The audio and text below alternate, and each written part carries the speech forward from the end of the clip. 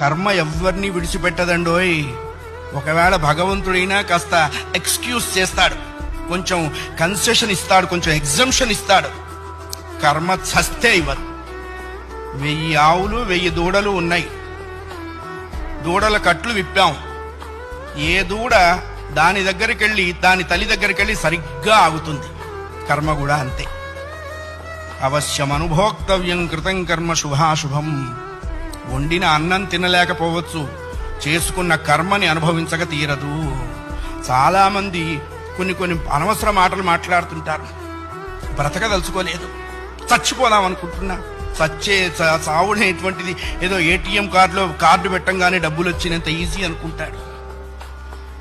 నువ్వు అనుకోంగానే చచ్చిపోతే నువ్వు చేసిన కర్మ అంతా ఎవడు అనుభవిస్తాడు?